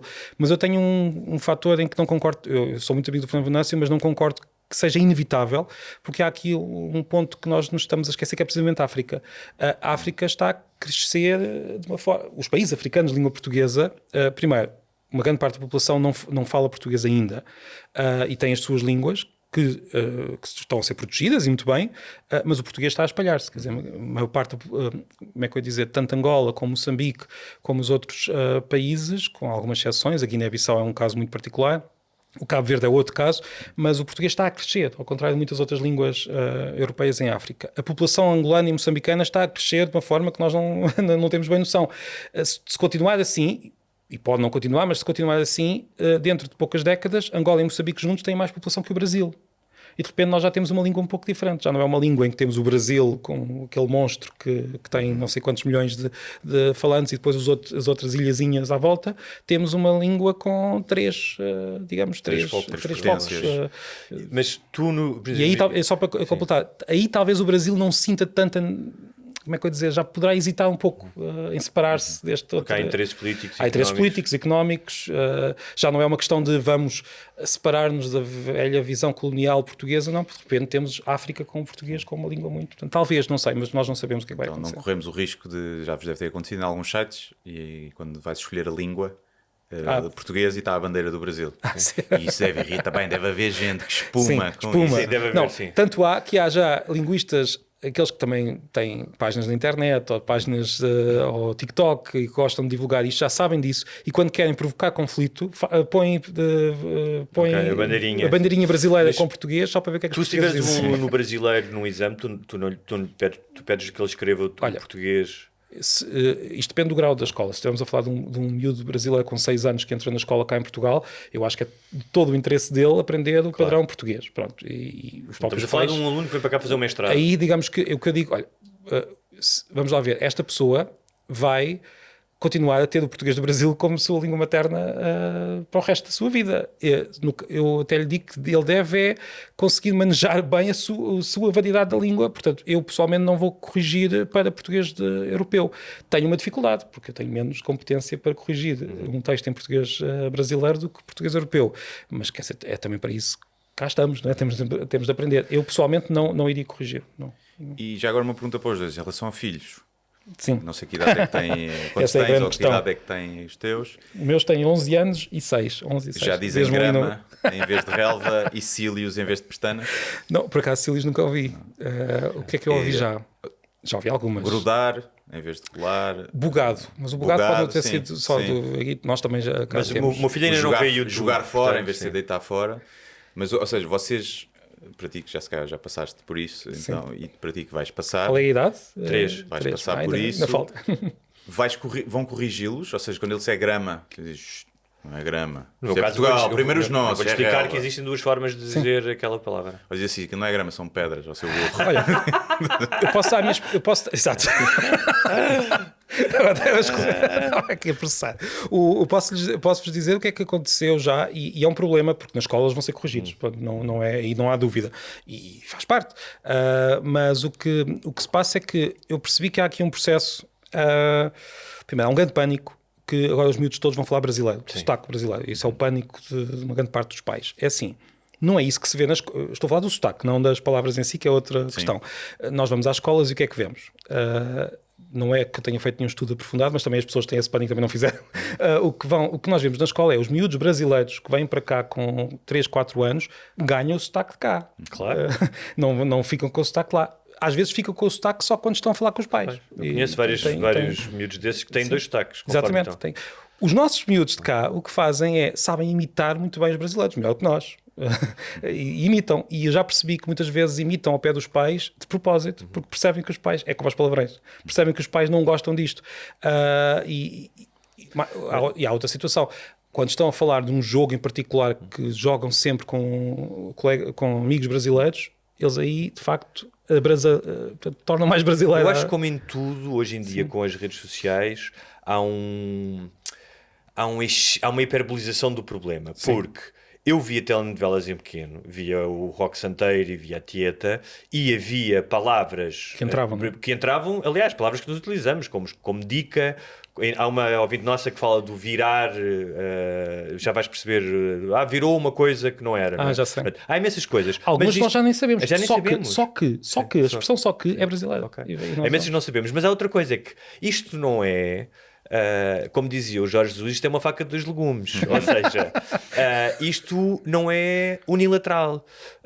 E claro que cá nós estamos vulneráveis a influências de outras línguas. Eu não vejo os pais irritarem-se pelos filhos falarem inglês. Estão constantemente a utilizar, vão ver os influencers que só utilizam palavras em inglês. Não vejo a mesma irritação. Os pais até ficam contentes. Sim, não vejo a mesma irritação. Mas há uma coisa que nós estamos a esquecer, que é, existem em Portugal, acho que 500 mil brasileiros, por aí, 400 e tal mil legais, se calhar haverá uns mais ilegais. Todos esses brasileiros estão a ser influenciados pelo português de Portugal. Eu já ouvi imensos brasileiros a utilizarem expressões tipicamente portuguesas que eles nunca utilizariam. O gajo.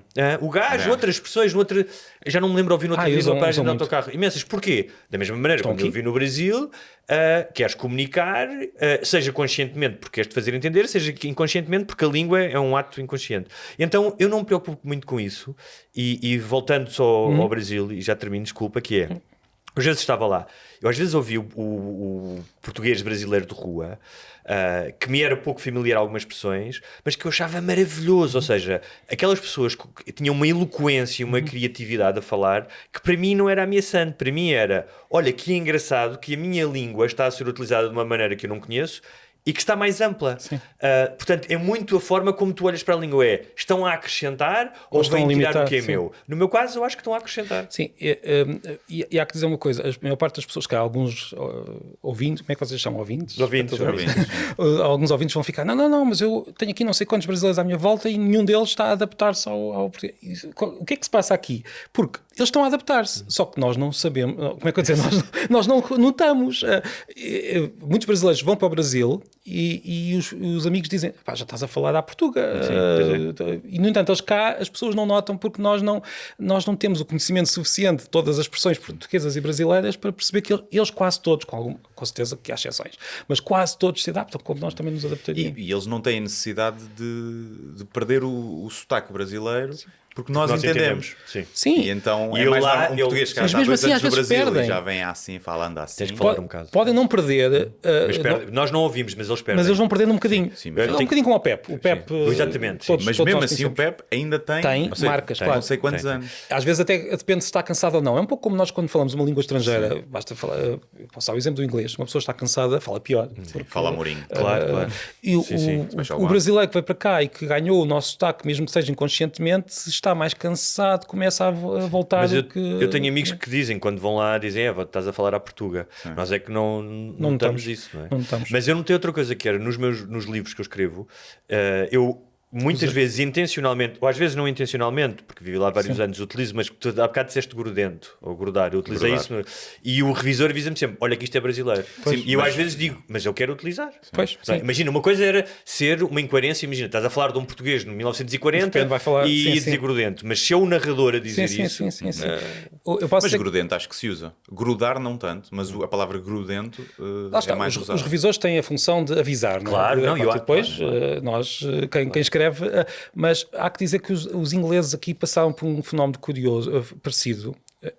As situações são diferentes, porque estamos quer dizer, o Reino Unido tem mesmo assim tem um prestígio nos Estados Unidos que Portugal não tem, não é? No Brasil há umas diferenças. E nos Estados Unidos, exato. Mas mesmo assim, houve também reparem, quando é que os ingleses foram expostos a todo o inglês americano? Foi quando o cinema explodiu, não é? Quando o cinema, a meados do século XX, explodiu. E as queixas que nós ouvimos hoje cá em Portugal, que também apareciam nas telenovelas, é verdade, mas hoje ainda com mais intensidade, os ingleses também davam estas queixas, também se queixavam. O que é que aconteceu depois? No fundo, não há muita volta a dar. Hoje, se formos a um miúdo inglês, eu tenho as minhas duas sobrinhas que são inglesas, elas conhecem os termos americanos e usam-se lhes apetecer, mas não perderam o sotaque, têm o sotaque tão britânico como antes, mas usam os termos americanos, usam os termos ingleses, usam, eu lembro de estar a falar com a minha sobrinha, perguntar se usa garbage, se usa vários termos, e ela, sim, é uma palavra minha também, aquilo que nós aprendemos nas aulas de inglês, isto é americano, isto é inglês, para os miúdos ingleses já não faz muito sentido, eles podem perceber que há palavras mais usadas aqui do que ali, mas conhecem-nas todas, no fundo é o que estás a dizer, aquilo acrescentou, não limitou. mudou. E eu tenho esperança que seja isso que aconteça aqui. Mas também sei perfeitamente e sou realista que isto não se faz sem muitas tensões e sem muitas pessoas a odiar profundamente o que está a acontecer. Vamos ter muitas crianças a usar mais o gerúndio, isso nota-se. Mas já também são se usa alentejanos, e no Alentejo. o que é que você está a fazer? E cá também, quer dizer, nós usamos o gerúndio, não tanto como os brasileiros, mas utilizamos mais na escrita também. Usamos na escrita, sim. Utilizo muito o gerúndio na escrita, sim. Nós temos de ter um bocadinho mais de segurança. Lá está, nós somos muito inseguros por vários motivos. Temos de ter um pouco mais de segurança. Lemos brasileiros a escrever e a falar. Algumas coisas vão entrar, outras não, mas quer dizer, a língua é nossa, como as pessoas estão sempre a dizer, a língua é nossa. E por isso, qual é o medo? Quer dizer, nós vamos fazer o que quisermos com ela. Sim, o inglês é muito mais intenso. É a ilusão do controle da língua. Sim. Qualquer pessoa que acha que pode controlar a língua é a mesma coisa que controlar o Oceano Pacífico. Tipo, sim. Não. Já houve várias tentativas. Assim, a única forma de controlar a língua mesmo de cima para baixo é preciso teres eu sei que isto agora vai parecer um pouco exagerado, mas é preciso teres uma ditadura que imponha um padrão de língua muito... Aconteceu na Turquia, no século XX, aconteceu num outro sítio, mas não se consegue, a língua é impossível controlar. Pessoas que são aquelas fanáticas que vão para o Facebook dizer mal do acordo ortográfico a torto e a direito... É um Salazar em cada esquina? Sim, mas olha, eu sou a favor de se calhar uma coleira de choques com mapas de cães, que cada vez que ladram aquilo dá choque, para as pessoas que, por exemplo, dizem quaisqueres. Há assim uma série de palavras. Duas coisas sobre o acordo ortográfico. O acordo ortográfico eu por acado não concordo muito, mas não por causa de ser contra o Brasil, porque acho que havia lá problemas técnicos no acordo. Eu acho que a maioria das pessoas acha isso. Sim. Podem não espumar da boca de cada vez. Agora a questão é essa. Eu às vezes sinto-me, e vou confessar, sinto-me envergonhado com alguns argumentos de quem é contra o acordo ortográfico, infelizmente até mais do que ao contrário, porque ao contrário as pessoas estão, mais uma vez é como os brasileiros, não estão muito preocupados com a questão, porque quer dizer, a verdade é que o acordo está implementado nas escolas, Agora, eu pessoalmente quando escrevo, para mim não uso. Acho que há ali uma série de problemas, não tem que ver com haver qualquer tipo de imposição brasileira, até porque o acordo foi inventado por Portugal, foi algo que saiu de Portugal. Quanto às quaisqueres, a verdade é que nós podemos lutar contra estas mudanças enquanto elas ainda estão vivas, e essa é bastante... Sim, daqui a uns anos será quaisquer. Não sei. Não, porque há muita gente como tu... Sim. Que diz, não podes dizer isso. Não é inevitável, Nós podemos... ainda mais, na verdade. Eu queria te perguntar isso, sendo tu tão tolerante em relação ao erro, quais é que são as coisas que te encanitam mesmo? Olha, neste aspecto até, porque estávamos a falar disso, quando a pessoa aplica o acordo ortográfico em exagero e põe contato, por exemplo. Olfato, sim, ou contacto, ou fato. Sim, o facto que ou seja, em vez de escrever facto, escrever fato. Isso irrita-me tanto. O contato, então, eu já no outro dia numa pastelaria fui dizer, olha, desculpe lá, mas falta aqui um C. E o fato está até no Diário da República. Aí tu foste dizer isso numa pastelaria. Aí tu estás a ficar essa pessoa. É tipo, não dá. Tu dizes, olha, queria só dizer-lhe uma coisa. Ela queria? Isso era bom. Aí desmanchava-me logo. Mas é curioso, nos restaurantes, não sei se concorda comigo, eu estava a falar com isto com os alunos no outro dia, nos restaurantes há uma espécie de, eu não sei se isto é alguma coisa pensada, mas não há uma única emenda que não tenha erros ortográficos. Não sei se isto é uma tradição dos restaurantes. Deve ser, eu acho que deve. Mas em relação ao acordo, uma coisa, eu escrevo com o acordo já há muito tempo, porque quando vivi no Brasil há mais de 10 anos, a editora trabalhava com o acordo até para poder vender os livros, para vender os livros às bibliotecas e às escolas. Sim, tinha de ser, com o acordo. E depois quando voltei disse, os meus leitores já estão vão ser leitores, muitos deles já vão ter o acordo, portanto adaptei-me. Por exemplo, não consigo escrever para sem acento. E peço à minha revisora, diz, desculpa lá, mas este deixa passar. Eu percebi há poucos dias, porque estava a investigar para já nem me lembro, acho que era para uma aula, não tinha nada a ver com TikTok, nada disso, mas percebi que há pelos vistos uma tentativa, eu não sabia, às vezes estou informado sobre essas coisas, outras vezes não, uma comissão que está a estudar algumas alterações ao acordo para ver se consegue aproximar Angola, porque o grande problema do acordo é que foi implementado por Portugal, pelo Brasil, por Cabo Verde, mas Angola e Moçambique não ou seja, a intenção do acordo de aproximar as ortografias falhou, porque temos agora a angolana, a portuguesa e a brasileira, porque continua a haver diferenças. E então, pelos vistos, há uma comissão que está a estudar algumas alterações e eu espero que essa seja uma delas. Porque... Mas eu acho que o acordo, concordo contigo, há coisas que fazem-me espécie, que é também uma expressão muito portuguesa, fazer espécie, e que não concordo, gostaria que fosse de outra maneira. No entanto, eu não consigo entender a mentalidade fanática de algumas pessoas que eu ouvi dizer que é: eu não leio livros com cor ortográfico. E Ou que seja, normalmente essas pessoas dão erros. Pronto, que é tu estás a privar-te de uma coisa, de uma obra de arte que gostas, de um livro que vais gostar do que seja. Por causa de um CO2. Por causa de um CO2, sim, exatamente, por causa de um CO2. Quando uma vez disse uma pessoa que é: tu tens noção, quando lês essa e pessoa, não estás a ler não com a tem grafia noção. que ele O problema é que não tem escrevia. noção. Eu já tive, quando às vezes essas pessoas, quer dizer, algumas têm, obviamente, não vamos, mas quando estamos a ter discussões em que nos dizem que estão a dar cabo da língua de Camões, eu ponho a primeira edição dos Lusíadas à frente. Isto é a língua de Camões, com C de cedilha antes do E e com C de cedilha antes do I. Portanto, Camões queria lá saber. Isso não era uma questão para Camões. Não, podemos discutir questões técnicas, mas o acordo ortográfico foi a ortografia anterior, aquela que eu de facto uso, esteve em vigor durante algumas décadas. Não, portanto, não, é uma coisa que não é sagrada, não pode ser sagrada. Portanto, uma questão é tu discutires questões técnicas de como é que vamos mudar a ortografia, que entretanto já milhões de pessoas aprenderam. Essa é a grande diferença, porque a ortografia dos anos 40 foi alterada num país em que poucas pessoas sabiam escrever. Sim. Esta, de repente, foi num país em que já toda a gente sabia. Isso foi uma questão. Mas há todas estas questões legítimas. De repente, a discussão ser... como se estivéssemos eu nem sei explicar bem. Eu às vezes a brincar... É um crime de lesa pátria para muitas pessoas, não é? Os galegos, mais uma vez voltando, porque eu gosto muito dos galegos também, têm graves discussões linguísticas, e quando eu digo graves quer dizer, por vezes, é porrada, por causa da ortografia do galego. Isso já é assim há muitas décadas. E eu uma vez disse a um amigo galego: eu acho que nós inventámos o acordo porque estávamos com inveja disto, porque queríamos uma discussão qualquer assim acesa. Uma controvérsia. E eu fujo um pouco do termo, e eu estou a falar muito dele, mas eu fujo porque mata a discussão. Mata a discussão completamente. Também acho que é a coisa mais importante. Olha, então temos há pouco tempo no programa em aberto. Quem nos quiser seguir para mais um pouco de conversa, é fazer-se patrono, porque temos o especial de fim de semana. O que é que têm que fazer, Guilherme? Vão a patreon.com/sem barbas na língua e subscrevem e podem ouvir o resto da conversa. Eu acho que esta conversa merece. E a parte mais interessante vai ser agora. Vai ser mais interessante. Exatamente. Tínhamos de ter deixado os palavrões para o fim. Exatamente. Para convencer as Ainda há pessoas. muito palavrão. Muitos palavrões. Agora é que vai ser. E então ia-te pedir, tinha só aqui 4 ou 5 perguntas, mas para respondermos em modo rápido. Se eu souber. Qual é que é para ti a língua mais estranha ou misteriosa? Porque tu às vezes falas de outras línguas. É o basco, isso não tenho grandes dúvidas, porque quer dizer, com certeza que o vietnamita também é misterioso, o tupi que estávamos a falar também é, mas o basco tem esta característica de ser uma língua que está aqui muito perto, que é completamente diferente de todas as outras, tem muitas influências também das outras, e ninguém sabe de onde é que vem, ninguém faz a mínima ideia, mas o grande mistério do basco é como é que aquilo sobreviveu. Porque todas as outras línguas... E sem grandes influências exteriores, certo? É assim, aquilo tem influências latinas e tem muitas palavras latinas e castelhanas, mas quer dizer, a própria gramática sobreviveu, é uma gramática completamente diferente da nossa.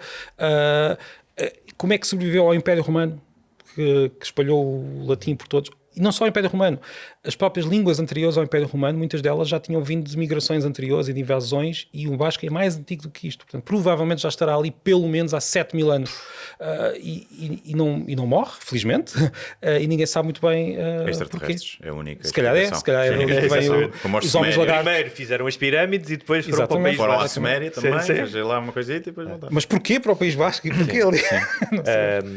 Quais é que são as coisas mais estranhas com que os estrangeiros flipam ao aprenderem português? Olha, por exemplo, uma coisa que para nós é absolutamente normal, que é dizer, eu vou ali ter contigo. O estrangeiro fica completamente... Mas ter o quê? Isso é uma contração? Vou ter um encontro contigo? Provavelmente isto vem de um sentido que o verbo ter tinha na Idade Média, um sentido muito raro, que era confinar. Ou seja, um terreno podia ter com outro, confinar com outro. Provavelmente há a teoria da contração, mas eu penso que terá mais que ver com isto. Eu vou lá confinar, ou seja, ficar junto de ti. Sabes porque é que eu acho que eu achei que era uma contração pelo seguinte: eu no Brasil, se eu dissesse vou ter com, ninguém entendia. Então eu comecei a utilizar eu vou encontrar contigo, não é? Sim, que é o que eles utilizam. Mas eu num livro do Machado de Assis, e julgo que é as Memórias Póstumas, encontrei um vou ter com. O Machado de Assis também tinha muita influência, como é que eu dizer, ele usava o português padrão, então... talvez seja aí, mas é assim, eu não tenho certeza absoluta, porque mais uma vez eu sei que as pessoas gostam de ter certezas, mas há que ser honesto e dizer que nisto da língua nós só sabemos 1/3 da história, se tanto, porque temos tudo o que foi dito, mas não me parece que seja uma contração, sinceramente, porque esse sentido começa a aparecer e começa a transformar-se e eu diria 90% de hipóteses de ser um sentido antigo do verbo ter. Sotaque ou pronúncia? Bem, a pronúncia e sotaque são sinónimos quando estamos a falar da forma como uma região fala. E eu sei que as pessoas, algumas ouviram há umas décadas alguém dizer, mas nós não nos podemos esquecer que na escola, às vezes, os professores simplificam as coisas. Não há nenhum linguista que vá ter um problema com a palavra sotaque. Portanto, o sotaque do Porto. Pois, eu sempre ouvi dizer que era sotaque é quando é estrangeiro. Sim, e pronúncia é quando é dentro do próprio país. Podemos falar de sotaque do Porto. Eu acho que isso também tem a ver às vezes com um certo etnocentrismo das pessoas dizer este vem com o sotaque lá não sei de onde. Sim, mas podemos usar sotaque. Pronúncia, agora, há um caso em que não é a mesma coisa, quando eu digo a pronúncia daquela palavra. É claro que eu não vou dizer o sotaque daquela palavra, não é? O sotaque é agora, uma coisa que as outra pessoas coisa têm. estranhíssima, que eu não sei de onde é que isto vem, que é o é? Olha, quase de certeza, mais uma vez, 95% de certezas que o que aconteceu aí foi, nós dissemos, é. E começa daí. Nós, em português, temos uma tendência muito forte para pôr o i no meio de vogais. Nós temos aldeia, foi aldeia, temos adeia que se transformou em aldeia, temos as pessoas do norte a dizer a água, temos este alma, cereja, e nós dizemos cereja. Temos lá o i que não existe. Portanto, esse i aparece, é uma tendência. Fecho, igreja, não está lá nenhum i, não é? Portanto, esta tendência é geral da língua portuguesa, do galego também, e o que aconteceu aí é que a pessoa diz, é assim, e depois de repente pôs lá o i, e nós reinterpretámos isto como sendo um ai. Portanto, terá vindo aí. Para fechar, o mais difícil? Não, se calhar até não é menos interessante, mas para mim, eu há pouco tempo fui ao Museu da Língua Portuguesa em São Paulo e vi um vídeo quase que me emocionou de tão extraordinário sobre a língua, porque a língua é algo inconsciente que nós utilizamos todos os dias. Estão aqui 3 pessoas que, para quem a língua é o seu ganha-pão, não é? De diferentes maneiras. Esquece só dizer que eu não choro a ver documentários sobre a língua. Eu não disse chorei, eu não disse chorei, disse que me emocionei. Gosto da língua, mas não exageremos. Emocionei-me, tu estás com um homem a sério quando se emociona, não quer dizer que chora. Fui a Auschwitz, sim senhor, emocionei-me e chorei. Vou ao Museu da Língua, se calhar não. Mas que é... Às vezes o que fazem, quando estavas a dizer quais queres, não sabes estás a chorar. Sabes que depois de teres um filho, tu emocionas até com o anúncio da Vodafone. Isso é verdade. Já me aconteceu emocionar-me com o anúncio da Vodafone. Nos dias a seguir nasceu o meu primeiro filho, eu chorava com tudo. Eu não sei o que aconteceu ali. Mas que é uma coisa inconsciente e, no entanto, é super presente e, mais do que isso, o fenómeno da aprendizagem da língua continua a ser, em certa medida, um mistério, menos hoje em dia, que é, tu concordas com o Chomsky quando ele diz que é impossível aprender-se uma língua só por fatores externos e por imitação e, portanto, nós temos que ter, de alguma forma, um software na nossa cabeça. Essa era mais difícil. Que nos permite, ou seja, tal como o veado sabe que houve sente o vento e foge porque acha que é o leão, que nós temos isso na nossa cabeça para... Nós temos, a grande discussão é mais subtil do que nós às vezes pensamos que é inato ou não é inato. As línguas estão particularmente adaptadas ao nosso cérebro e o nosso cérebro está particularmente adaptado a usar as línguas e por isso nós, sim, a verdade é que tu pões o miúdo, olha, até podemos comparar com a escrita. Tu pões um miúdo numa biblioteca, isso é um bocadinho cruel, mas imagina, tem de viver lá dentro da biblioteca durante anos, ele não vai aprender a escrever. Sim.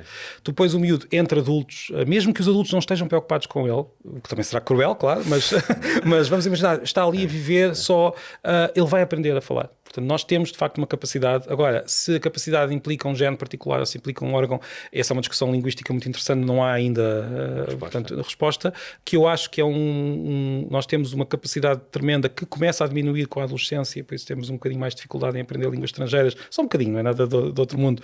A partir da adolescência, isso é claro, é uma coisa muito humana.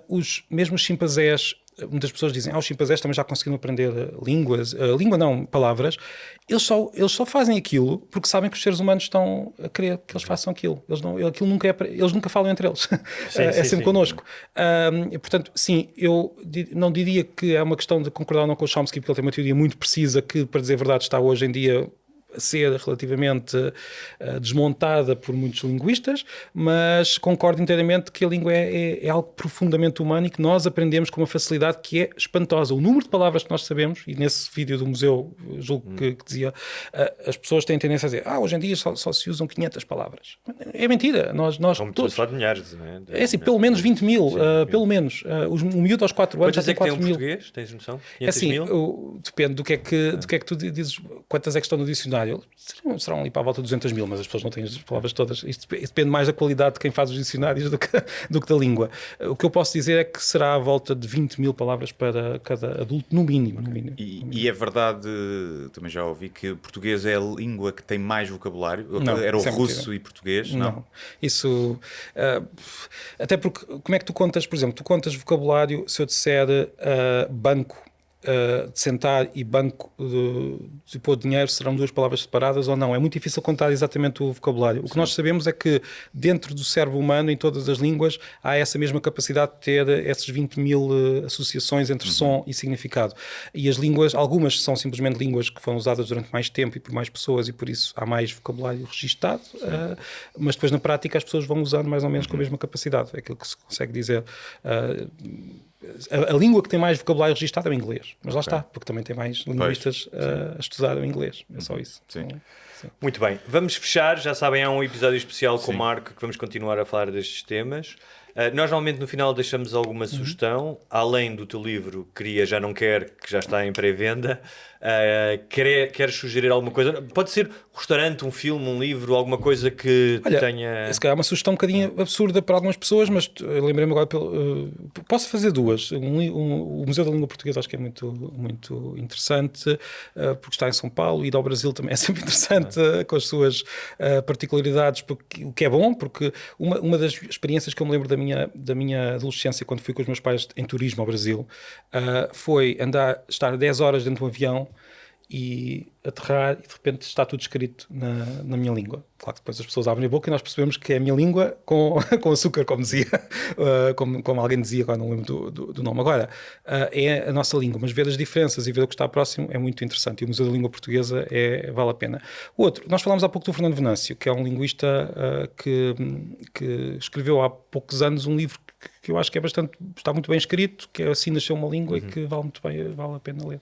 Pronto. Guilherme, viste algum filme ultimamente? Uma série? Não vi nada, andei em mudanças, já estou instalado na casa nova. Então tens uma recomendação de alguma empresa de mudanças? Sim. Por acaso, olha, fizeram uma boa mudança, foram simpáticos. Eugénio e Isaac.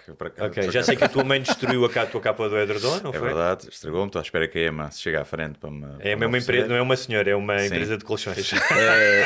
Mas tenho esta semana, dia 3... que é quinta, penso eu. Exatamente. A primeira noite que vai haver de stand-up aqui, são umas noites aqui da Setlist, que é no Nave, nunca antes visto, que é ali no Campo Pequeno, e é um novo espaço para stand-up, os bilhetes estão à venda na Ticketline, aquilo não é cartaz anunciado, várias pessoas que vão lá fazer uns minutinhos e testar texto, e eu também devo aparecer lá para testar uns 10 minutinhos novos, ou semi-novos, e portanto é isso. Okay. Em que data é que é? 3 de outubro. Olha, eu no dia 10... Estás convidado se quiseres ver pessoas a utilizar mal a língua em palco. Muito bem. Eu no dia 10 vou estar na Biblioteca de Sacavém para falar do meu último livro, Revolução, às 9 da noite. E depois no dia 12 vou estar no Fólio, que é um festival literário em Óbidos. Às 3h30 vou apresentar o livro do Miguel Dalto, que é um autor jovem, e depois às 6h30 vou estar numa mesa que vai falar sobre a influência da geografia na escrita, ou seja, são todos escritores que viveram fora ou que vivem fora. Vamos encontrar no dia 12, que eu também vou lá. Então vamos lá tomar, vamos combinar. E está feito, vamos para o especial. É isso, até já. Até já.